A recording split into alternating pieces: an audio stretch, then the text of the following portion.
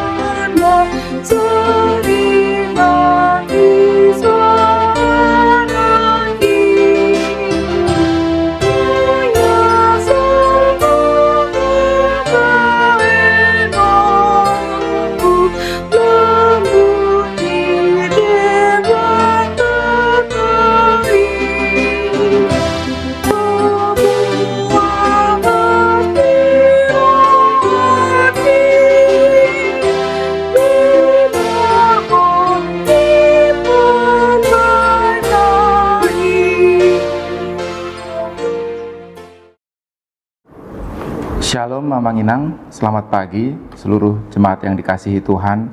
Kita bertemu kembali dalam renungan harian HKBP Bandung Reformanda untuk hari Senin 10 Agustus 2026. Sebelum kita memulai renungan kita, marilah kita berdoa. Bapa kami yang di surga, terima kasih Tuhan untuk kasih dan penyertaan-Mu.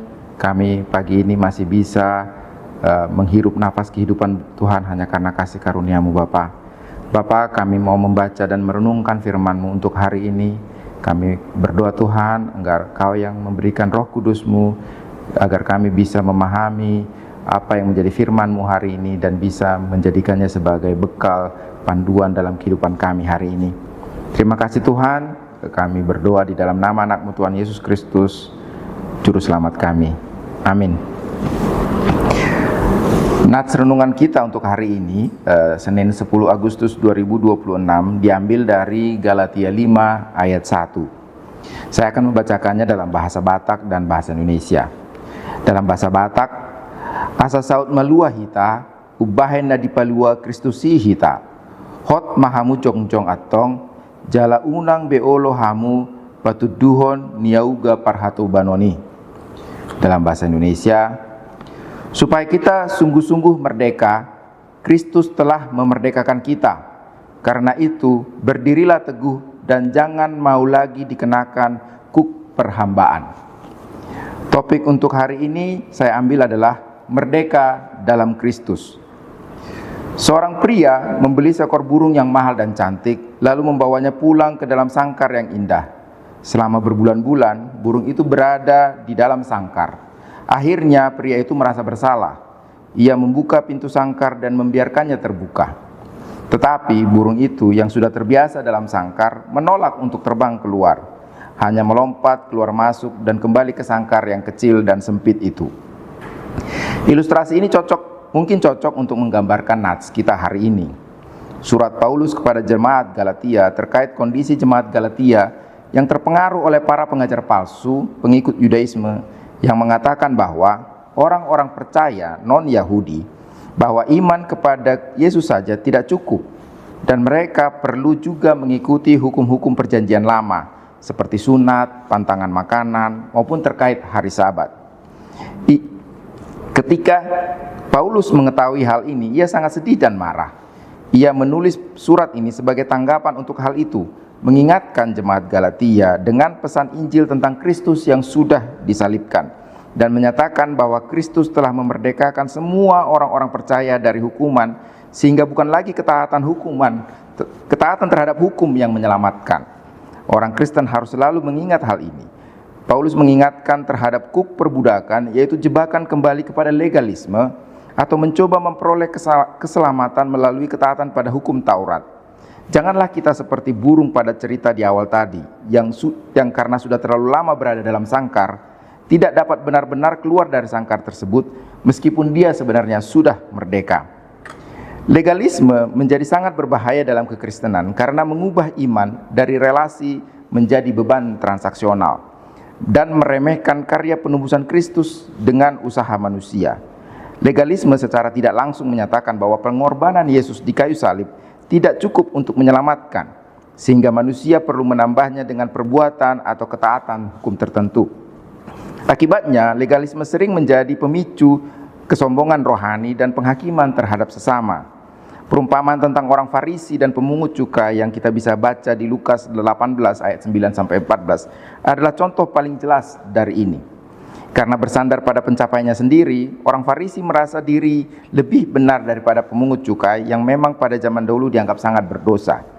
Saat ini contohnya kita bisa melakukan ibadah, perbuatan baik, namun bukan karena kasih kepada Tuhan, melainkan untuk pamer atau mencari pujian manusia. Dengan mudah menghakimi dan mengkritik gaya hidup orang lain yang kita anggap kurang rohani, ataupun kita menjadi eksklusif terhadap komunitas kita dan merasa kita yang paling benar, dan memandang rendah komunitas, denominasi, atau kelompok lain. Tetapi kasih karunia Kristus bukanlah semacam surat izin untuk bebas melakukan apapun yang kita inginkan. Sisi ekstrim dari legalisme adalah licentiousness atau licentiousness yang berarti kebebasan yang tidak terkendali atau kebejatan moral, yaitu pola pikir yang menyatakan bahwa saya bisa berbuat sesuka hati saya karena saya sudah diampuni. Kalau kita membaca kelanjutan perikop kita hari ini di Galatia 5 ayat 13 yang berbunyi, "Saudara-saudara, memang kamu telah dipanggil untuk merdeka. Tetapi janganlah kamu mempergunakan kemerdekaan itu sebagai kesempatan untuk kehidupan dalam dosa, melainkan layanilah seorang akan yang lain oleh kasih." Paulus memperingatkan kita tentang bahaya legalisme, tetapi Paulus memperingatkan kita juga bahwa kita jangan menggunakan kemerdekaan kita dan dari legalisme sebagai kesempatan memuaskan keinginan daging.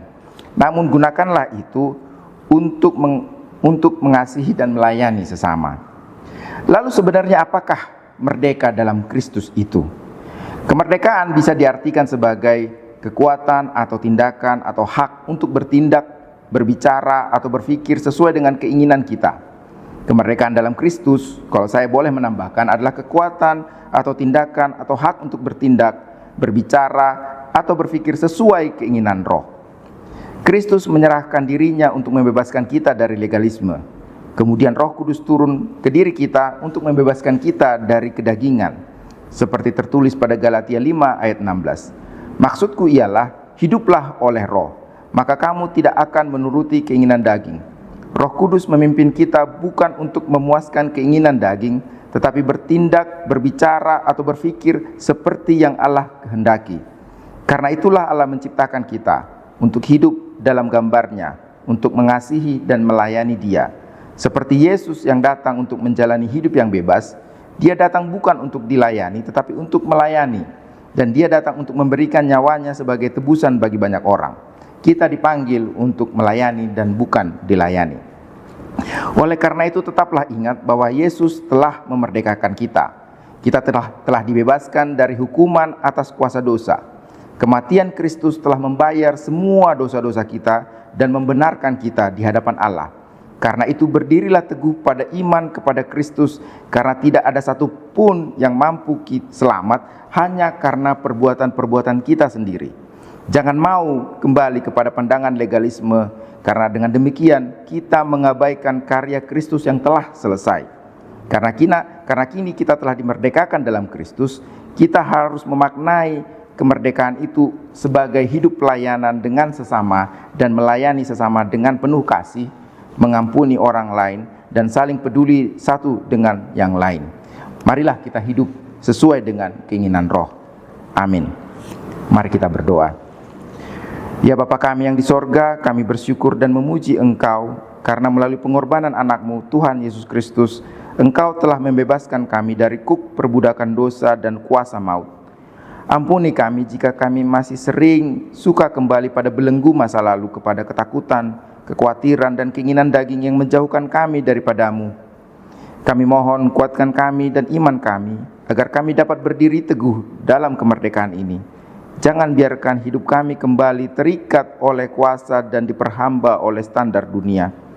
Penuhi hati kami dengan Roh Kudus-Mu, supaya kebebasan yang Engkau karuniakan bisa kami pakai untuk untuk tidak menurutkan pada hawa nafsu kami, melainkan untuk hidup saling melayani di dalam kasih-Mu. Di dalam nama anak-Mu Tuhan Yesus Kristus kami berdoa. Amin.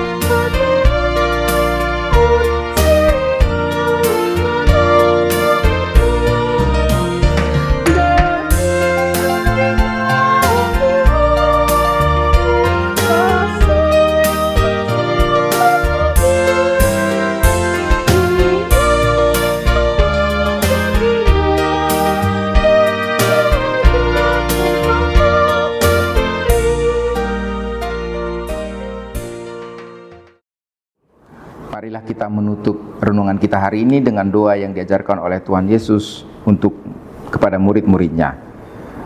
Bapa kami yang di surga, dikuduskanlah namamu, datanglah kerajaanmu, jadilah kehendak-Mu di bumi seperti di surga. Berikanlah kami pada hari ini makanan kami yang secukupnya, dan ampunilah kami akan kesalahan kami, seperti kami juga mengampuni orang yang bersalah kepada kami. Dan janganlah membawa kami ke dalam pencobaan, tetapi lepaskanlah kami daripada yang jahat. Karena Engkaulah yang punya kerajaan dan kuasa dan kemuliaan sampai selama-lamanya. Marilah kita terima berkat Tuhan, kasih karunia Tuhan kita Yesus Kristus, dan kasih setia Allah Bapa dan persekutuan Roh Kudus yang menyertai kita hari ini sampai selama-lamanya. Amin. Demikian renungan kita pagi ini. Selamat berkarya bagi Tuhan. Tetap semangat, tetap sehat. Salam Reformanda Masiha Holongan.